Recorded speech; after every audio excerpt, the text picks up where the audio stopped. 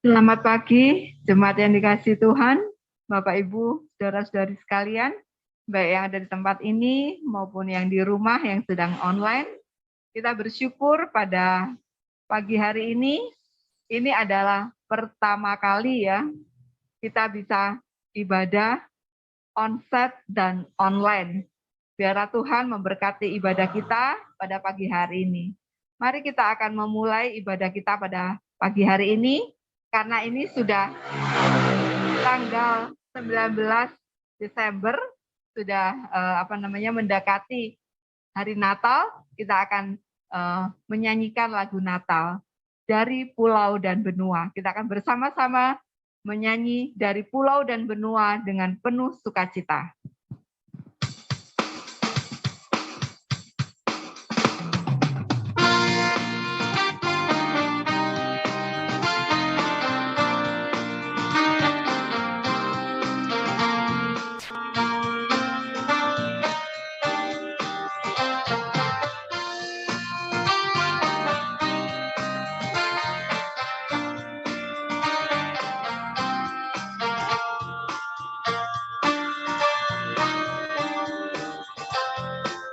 Dari pulau dan benua. Dari pulau dan benua, terdengar selalu terus lagu pujian semua bagi nama penebus.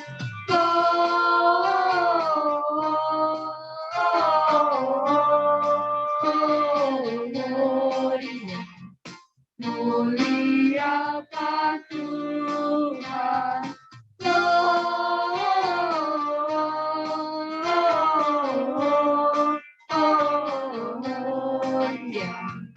muliakan Tuhan. Kata yang kedua, tinggi-tinggi dalam surga. Tinggi-tinggi dalam surga, tentara Tuhan yang kudus, tak lelah menyanyi juga di hadapan penebus.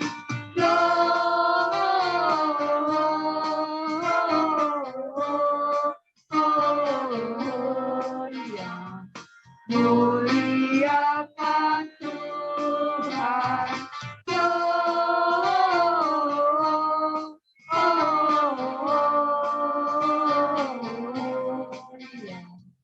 muliakan Tuhan. Kita akan ulangi pujian ini dari awal, dari pulau dan benua.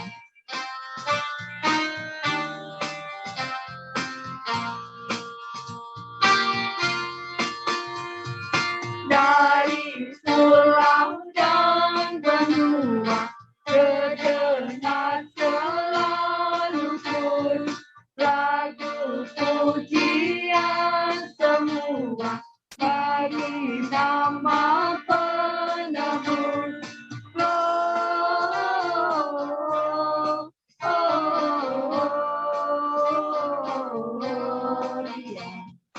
Muliakan Tuhan,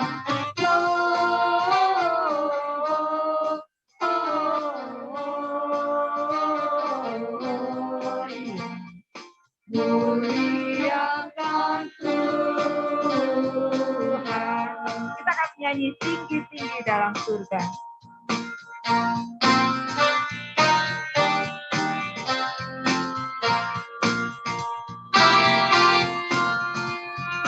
Tinggi-tinggi dalam surga, tentara Tuhan yang kudus, tak lelah menyanyi juga di hadapan penebus.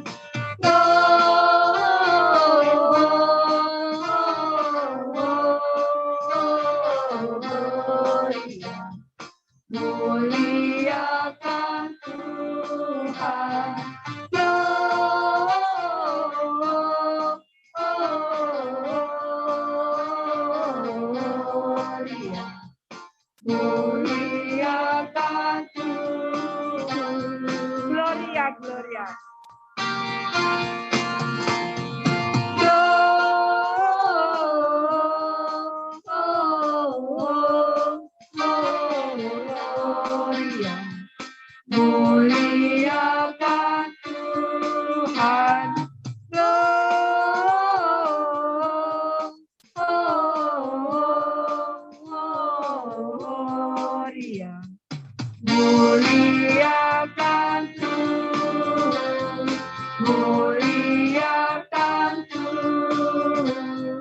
muliakan Tuhan.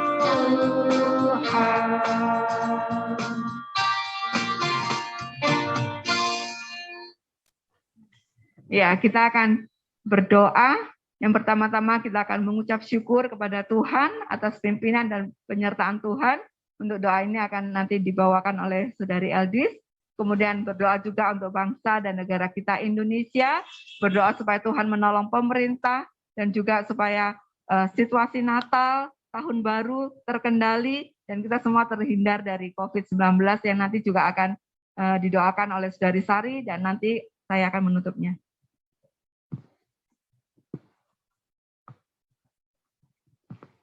Marilah kita berdoa. Tuhan Yesus, kembali Tuhan, pada pagi hari ini, kami anak-anak-Mu berkumpul di tempat ini untuk memuji dan memuliakan nama Tuhan. Terima kasih ya Tuhan untuk semalam Engkau masih melindungi kami, sehingga pada pagi hari ini kami boleh bangun dengan tubuh yang segar, bugar untuk bisa mengikuti ibadah pada hari ini. Ya Tuhan, kami berdoa kepada-Mu, kami bersyukur dan berterima kasih ya Tuhan, untuk pimpinan Tuhan yang selalu baru dalam kehidupan kami. Terima kasih, Engkau selalu menuntun kami setiap langkah hidup kami ya Tuhan. Kami berdoa untuk kehidupan kami selanjutnya, semoga Tuhan selalu menyertai kami dalam kehidupan kami selanjutnya. Terima kasih ya Tuhan, inilah doa dan permohonan kami. Dalam nama Yesus kami berdoa. Amin.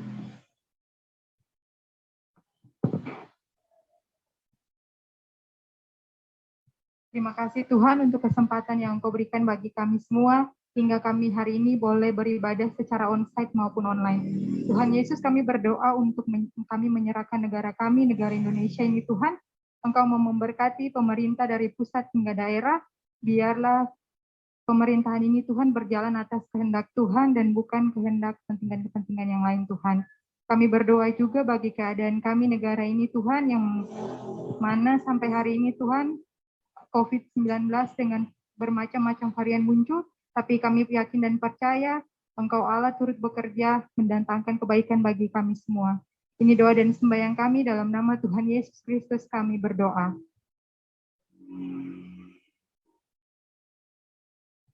Ya Tuhan, kami tetap menyerahkan untuk setiap kami yang saat ini beribadah kepadamu di gereja kami, di JKR Royal Family, baik yang saat ini ada di tempat ini, maupun yang sedang online di tempat masing-masing, di rumah, maupun di manapun, Tuhan akan memberkati kami. Demikian juga dengan segala kegiatan dan aktivitas kami sehari-hari ya Tuhan, baik kami anak-anak-Mu yang kuliah, kiranya Tuhan memberkati perkuliahan kami, secara khusus yang sedang menyusun skripsi, Tuhan memberikan hikmat, pandaian, supaya bisa menyelesaikan skripsinya tepat pada waktunya. Demikian juga yang bekerja, Tuhan memberkati pekerjaannya. Yang ibu rumah tangga juga Tuhan memberkati sehingga menjadi berkat di tengah-tengah keluarga. Dan ya Tuhan, ke depannya kerinduan hati kami untuk kami bisa memiliki tempat ibadah yang permanen, biarlah Engkau akan menyediakannya seturut waktu dan kehendak-Mu. Demikian juga ya Tuhan untuk perpanjangan ruko, kiranya Tuhan juga bisa menyediakan dananya juga tepat pada waktunya. Dan ya Tuhan, kami berdoa untuk persiapan kami juga untuk menjelang hari Natal. Kiranya Tuhan juga menolong supaya setiap kami sungguh-sungguh boleh merasakan damai dan sukacita Natal. Terima kasih ya Tuhan, kami juga menyerahkan, sebentar kami akan mendengarkan kebenaran firman-Mu. Biarlah firman Tuhan sungguh-sungguh bisa menjadi pedoman di dalam kehidupan kami, dan kami bisa melakukannya setiap saat dalam hidup kami. Berkat-Mu, Engkau akan memberkati hamba-Mu, Pastor Rika yang akan menyampaikannya. Terima kasih ya Tuhan, inilah doa kami yang kami mohonkan hanya dalam nama Tuhan kami Yesus Kristus yang telah mengajar kami berdoa bersama-sama. Kita berdoa doa Bapa kami. Bapa kami yang di surga, dikuduskanlah nama-Mu, datanglah kerajaan-Mu, jadilah kehendak-Mu di bumi seperti di surga.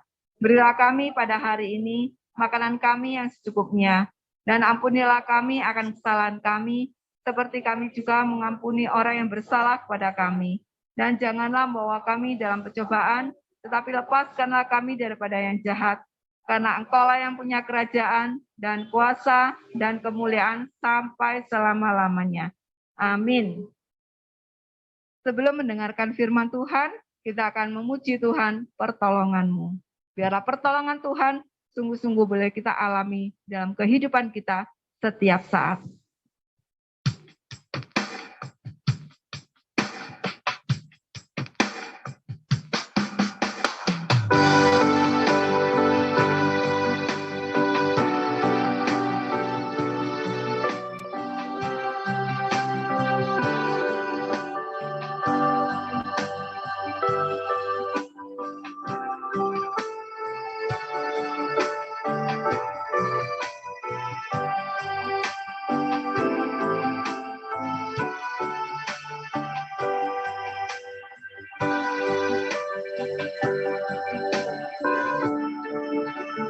Hatiku tenang berada dekat-Mu, Kaulah jawaban hidupku. Hatiku tenang berada dekat-Mu, Kaulah pelihara hidupku. Kita ulangi lagi ya, hatiku tenang. Hatiku tenang berada dekat-Mu, Kaulah jawaban hidupku. Hatiku tenang berada dekat-Mu, Kaulah pelihara hidupku.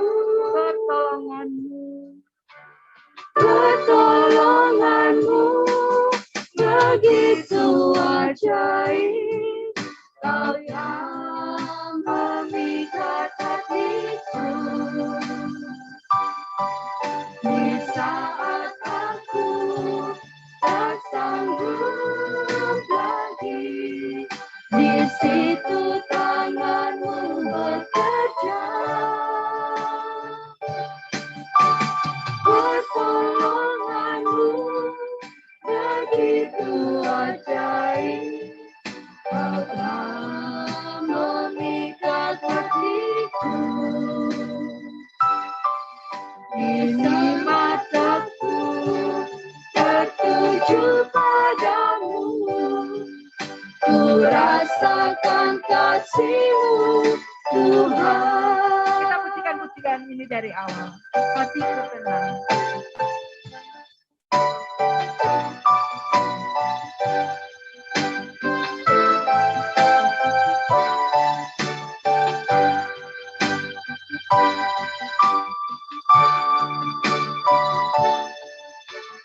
Hatiku tenang berada dekat-Mu, Kaulah jawaban hidupku. Hatiku tenang berada dekat-Mu, Kaulah pelihara hidupku. Pertolongan-Mu begitu ajaib, Kau telah memikat hatiku. Di saat aku tak sanggup lagi, di situ tangan-Mu bekerja. Pertolongan-Mu begitu ajaib, Kau telah memikat hatiku. Kini mataku tertuju padamu, ku rasakan kasih-Mu, Tuhan. Kini mataku tertuju padamu, ku rasakan kasih-Mu, Tuhan. Rasakan kasih-Mu, Tuhan. Ku rasakan kasih-Mu, ku rasakan kasih-Mu, ku rasakan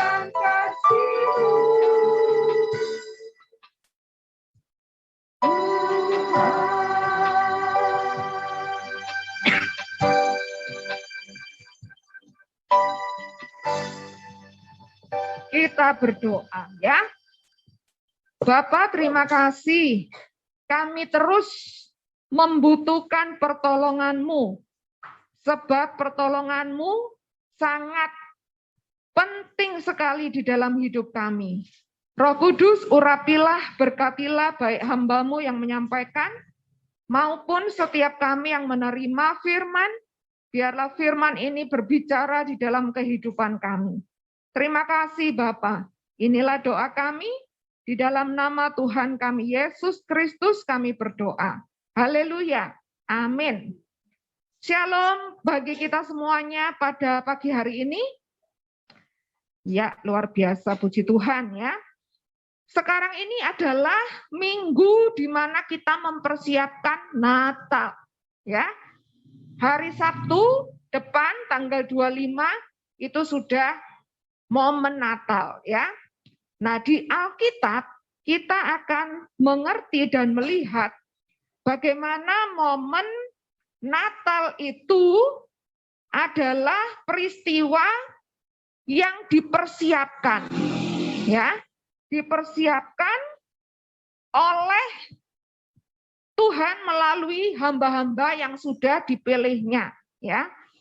Jadi Natal itu sebetulnya adalah saat di mana Tuhan itu menyatakan rencana keselamatan bagi manusia. Dan keselamatan bagi manusia itu tidak dikerjakan sendiri oleh Allah, tapi Allah itu memilih orang-orang yang bisa diajak kerjasama untuk mewujudkan rencana keselamatan itu. Ya, nah di sini kita akan melihat persiapan daripada Natal, yang mana malaikat Tuhan itu berbicara kepada dua hambanya. Ya, yang pertama yaitu Zakaria. Dan yang kedua adalah Maria. Nah, kita akan melihat apa persiapan yang dilakukan oleh malaikat kepada Zakaria dulu ya. Lukas pasal 1, kita lihat di dalam ayatnya yang kelima. Di situ disebutkan tentang kisah Zakaria ya. Pada zaman Herodes, Raja Yudea, adalah seorang imam yang bernama Zakaria, dari rombongan Abia. Istrinya juga berasal dari keturunan Harun, namanya Elisabeth. Jadi Zakaria ini adalah seorang imam. Ya. Lalu istrinya yang namanya Elisabeth itu juga bapaknya adalah seorang imam. Ya, jadi pokoknya dua orang ini orang benar, orang saleh, orang baik, orang taat. Makanya dikatakan di dalam ayat 6, keduanya adalah benar di hadapan Allah dan hidup menurut segala perintah dan ketetapan Tuhan dengan tidak bercacat. Tapi disebutkan di dalam ayat 7, ada kata tetapi. Ya. Tetapi mereka tidak mempunyai anak sebab Elisabeth mandul dan keduanya telah lanjut umur. Di sini adalah sebuah situasi. Sekalipun orang itu adalah orang benar, orang baik, orang tidak bercacat, orang yang saleh, tetapi Tuhan izinkan adanya pergumulan. Ya, jadi namanya orang, walaupun dia itu sudah hidup benar, baik, taat, setia, tetapi tetap masih ada pergumulan. Jadi kalau hari ini kita itu merasa sudah banyak doa, sudah banyak melakukan kebaikan, tapi kok masih ada pergumulan. Ingat baik-baik, Tuhan izinkan pergumulan, ya. Karena memang kita hidup di tengah dunia yang berdosa. Jadi kalau ada pergumulan itu biasa, ya. Karena orang yang sebaik Zakaria dan Elisabeth saja, mereka juga tidak lepas dari yang namanya pergumulan. Tapi yang penting adalah di tengah pergumulan kita tidak boleh menunjukkan sikap yang jengkel, marah, kecewa, bosen, mau menyerah, itu yang nggak boleh. Di tengah pergumulan kita harus tetap memandang kepada Tuhan. Apa maksud Tuhan? Apa rencana Tuhan? Bagaimana saya harus menghadapi pergumulan? Itu yang penting ya. Nah lalu disebutkan di dalam ayatnya yang 8, pada suatu kali waktu tiba giliran rombongan Zakaria melakukan tugas keimaman di hadapan Tuhan, ya. Nah, ini yang luar biasa, ayat 11, maka tampaklah kepada Zakaria seorang malaikat Tuhan berdiri di sebelah kanan mezbah pembakaran ukupan. Ayat 12, melihat hal itu ia terkejut dan menjadi takut, ya. Saya kira wajar ya kalau kita biasanya ini kan alam ini kan ada dua, alam fisik, ada alam roh ya. Kalau di dalam alam fisik kita ketemu orang itu biasa ya. Tapi kalau ketemu malaikat, saya kira semua termasuk saya akan takut ya. Aduh, ada apa ini? Gitu ya. Wajar kalau manusia itu takut. Tetapi di dalam ayat ini dikatakan bahwa malaikat itu berkata, jangan takut, hai Zakaria, sebab doamu telah dikabulkan dan Elisabet istrimu akan melahirkan seorang anak laki-laki. Jadi malaikat ini melihat Zakaria dari lihat body language-nya. Malaikat tahu, oh orang ini ketakutan ya. Makanya malaikat langsung berkata, jangan takut. Sekali lagi di dalam Alkitab ada 365 kali Tuhan atau malaikat itu selalu berkata, jangan takut. Ya. Jadi kalimat jangan takut itu Tuhan mau katakan tiap hari dalam hidup kita. Jangan takut masa depan. Jangan takut apa yang kamu makan, apa yang kamu minum, apa yang kamu pakai. Ya. Jangan takut. Ya. Pasangan hidup. Jangan takut keuangan. Jangan takut hari depan. Pokoknya semua hal yang berkenaan dengan kekhawatiran Tuhan itu tiap hari mau ngomong jangan takut ya. Di sini si Zakaria diberikan penegasan, kamu jangan takut gitu ya. Nah, kemudian kalau kita lihat di sini si malaikat ini bercerita tentang anak yang nanti dikandung oleh Elisabet istrinya Zakaria ya. Bahwa anak itu nanti namanya Yohanes. Lalu anak itu nanti tugasnya adalah menyiapkan umat yang layak bagi Tuhan. Di dalam ayat 17 bagian terakhir. Demikian menyiapkan bagi Tuhan suatu umat yang layak baginya. Ya. Jadi tugasnya Yohanes lahir di dunia itu mempersiapkan kedatangan Tuhan.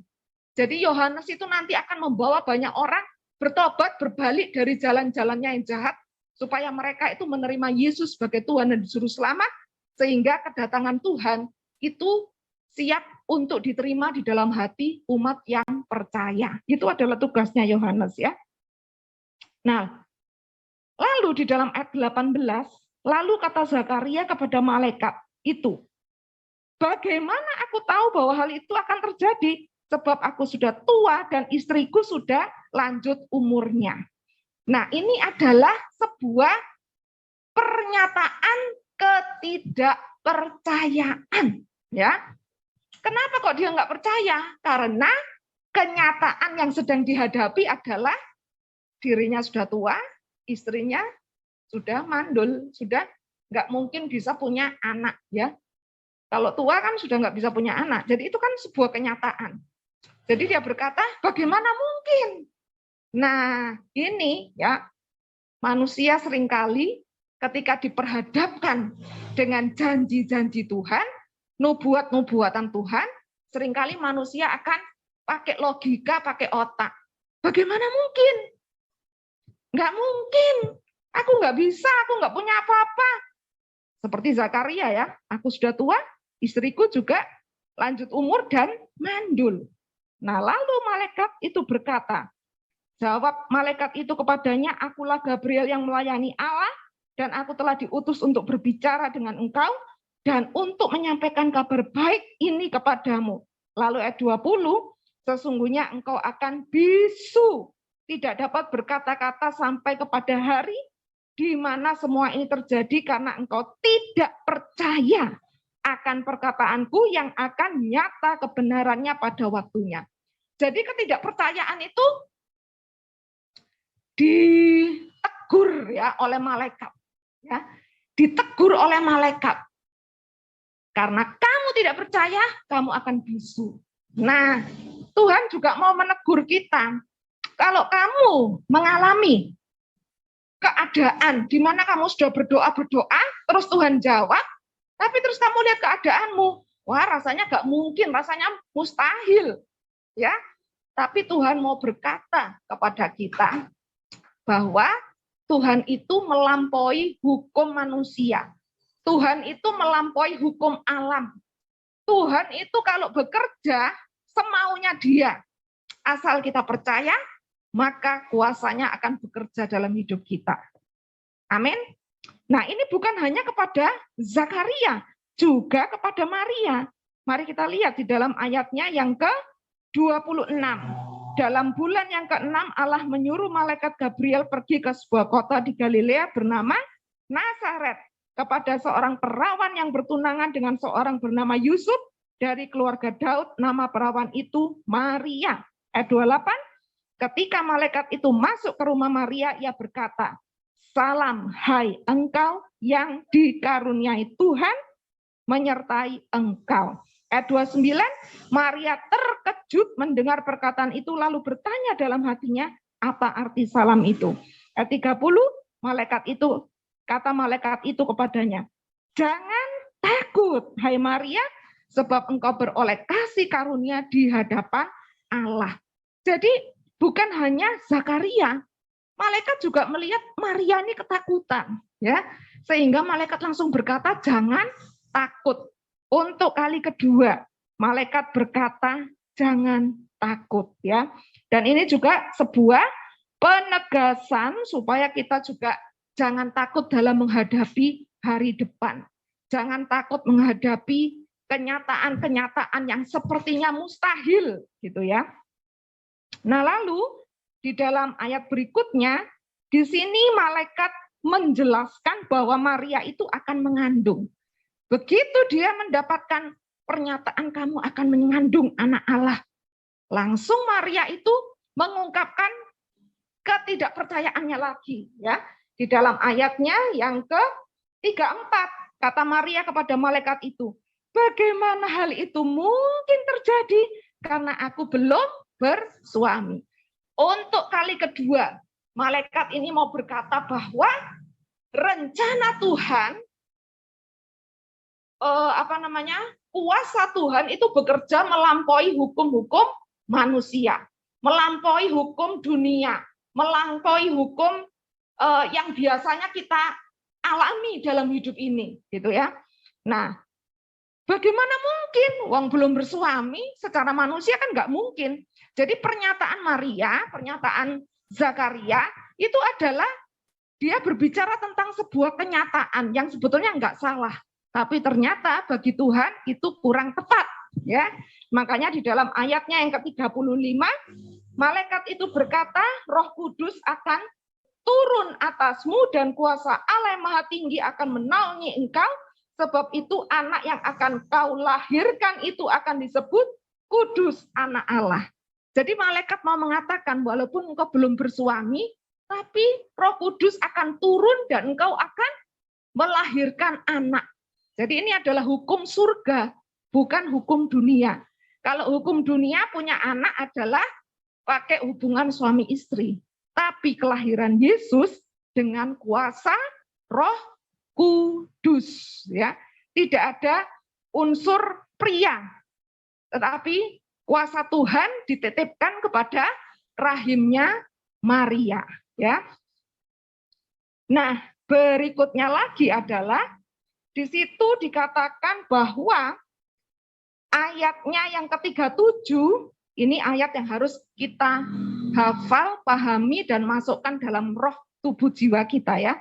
Di situ dikatakan, sebab bagi Allah tidak ada yang mustahil, ya. Coba berkata kepada dirinya sendiri, sebab bagi Allah tidak ada yang mustahil. Sekali lagi, sebab bagi Allah tidak ada yang mustahil.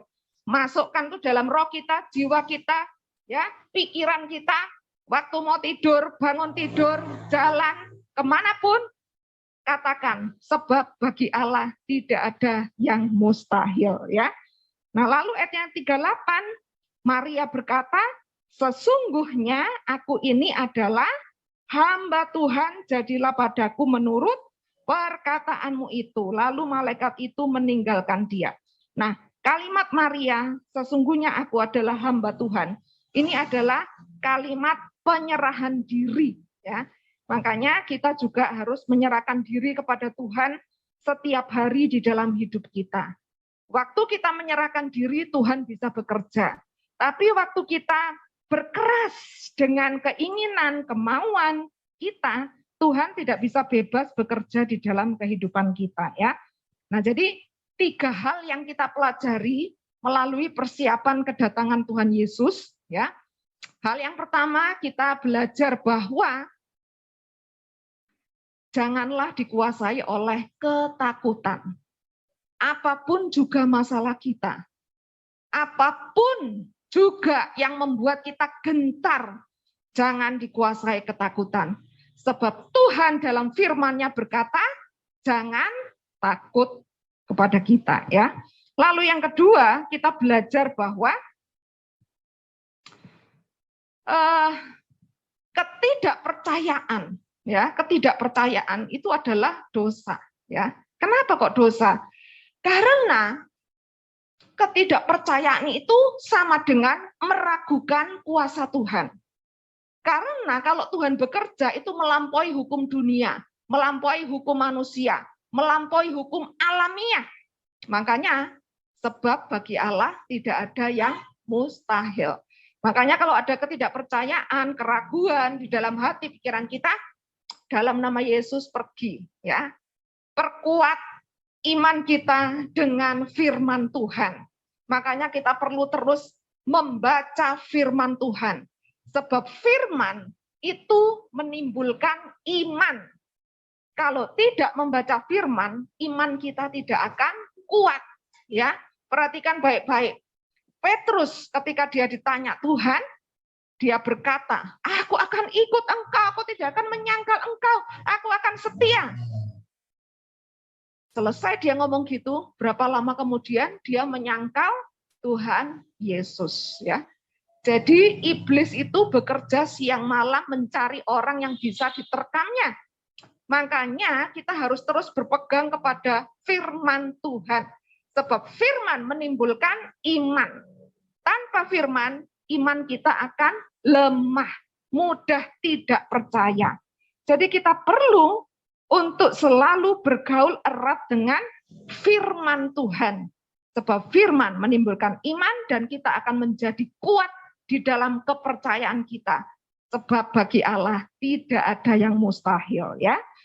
Dan yang ketiga adalah kita belajar hati ini harus rela menerima rencana Tuhan. Hati ini harus ikhlas, harus mau. Apa ya Tuhan rencanamu dalam hidupku? Serahkan hidupmu kepada Tuhan. Ya. Kalau dulu Yohanes itu dilahirkan untuk mempersiapkan kedatangan Tuhan, maka di hari-hari sekarang kita adalah umat yang mempersiapkan kedatangan Tuhan Yesus yang kedua kalinya. Ya. Di sini kita belajar bahwa kita harus menjadi jemaat yang bertumbuh, jemaat yang dewasa, jemaat yang kuat di dalam karakter. Supaya ketika kedatangan Tuhan yang kedua, kita ini adalah jemaat yang siap untuk hidup bersama dengan Tuhan. Gitu ya. Dan selama kita menantikan kedatangan Tuhan yang kedua, marilah kita menjadi saksinya Tuhan kepada teman-teman kita, kepada rekan-rekan kita yang belum mengenal Tuhan, mereka yang hidup suam-suam, mereka yang penuh pergumulan, kita menjadi saksi, kita mendoakan, kita bawa dia supaya dia hidup mengenal Tuhan. Ya. Nah, jadi di pesan Natal kita pada hari ini, marilah kita perkuat iman kita.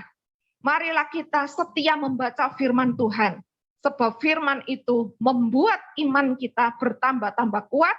Dan marilah kita menjadi saksinya Tuhan, bertumbuh dewasa di dalam Dia, supaya ya kita bisa menjadi saksinya Tuhan akan kebesarannya di dalam hidup kita. Itulah Natal yang harus kita persiapkan dari sejak saat ini, dan biarlah firman-Nya tetap tinggal di hati kita. Sebab bagi Allah tidak ada yang mustahil. Mari kita berdoa. Bapa, kami datang kepadamu pada pagi hari ini. Kami menyadari bahwa di dalam hidup ini Tuhan, kadang-kadang iman kami menjadi lemah. Manakala ada banyak persoalan, ada banyak pergumulan, seringkali kami dilanda ketakutan. Ampuni kami Tuhan, lepaskan kami dari segala ketakutan, sebab Tuhan tidak memberi roh ketakutan, tetapi memberikan roh yang membangkitkan keberanian, kekuatan, kasih, dan ketertiban. Biarlah roh-Mu akan mengurapi kami semuanya, sehingga kami menjadi orang-orang yang kuat, orang-orang yang teguh, dan percaya kepada janji Tuhan. Karena kami imani, sebab bagi Allah tidak ada yang mustahil. Biarlah kami terus berpegang kepada firman-Mu yang adalah kebenaran sejati. Persiapkan kami menyambut Natal yang sebentar lagi Tuhan, biarlah kami boleh menyambut dengan penuh sukacita. Inilah doa sembahyang kami, di dalam nama Tuhan kami Yesus Kristus kami berdoa. Haleluya, amin. Oke, langsung pengumuman ya. Saya ucapkan selamat hari Minggu buat kita yang di rumah, yang di tempat ini ya. Tetap semangat dalam menjalani kehidupan ini. Amin.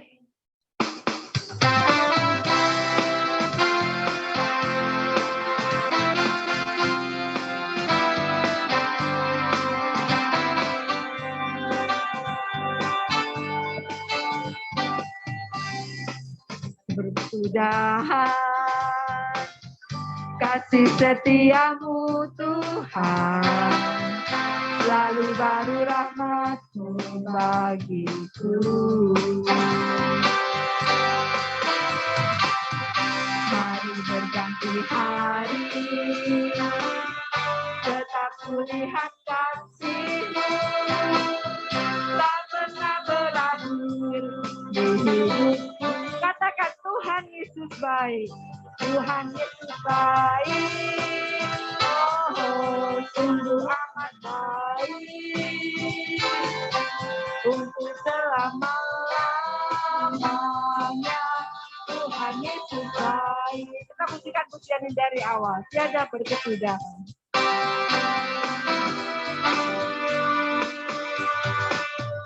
Tiada berkesudahan kasih setiamu Tuhan, selalu baru rahmat-Mu bagiku.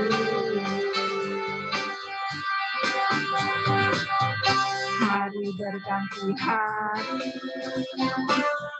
tetap melihat kasih-Mu, tak pernah berakhir di hidupku. Katakan Tuhan Yesus baik, Tuhan Yesus baik, oh sungguh amat baik, untuk selama-lamanya Tuhan Yesus baik.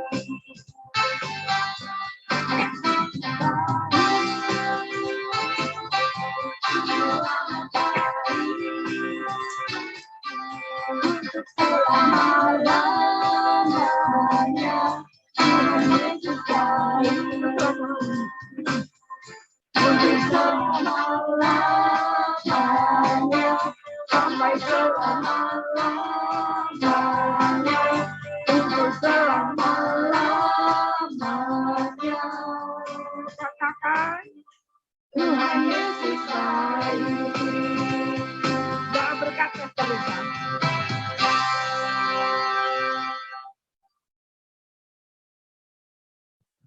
Mari kita akan tundukkan kepala kita akan menerima berkat Tuhan. Saya undang yang di sini untuk berdiri semuanya. Mari kita angkat tangan kita buka hati kita, dan kita menerima berkat Tuhan. Tuhan memberkati engkau dan melindungi engkau. Tuhan menyinari engkau dengan wajah-Nya dan memberi engkau kasih karunia. Tuhan menghadapkan wajah-Nya kepadamu dan memberi engkau damai sejahtera. Semua berkat ini kita terima di dalam nama Allah Bapa, Allah Putra, dan Allah Roh Kudus. Biarlah berkat yang berkelimpahan kita terima mulai saat ini sampai selama-lamanya Tuhan Yesus datang yang kedua kalinya. Yang percaya katakan, amin.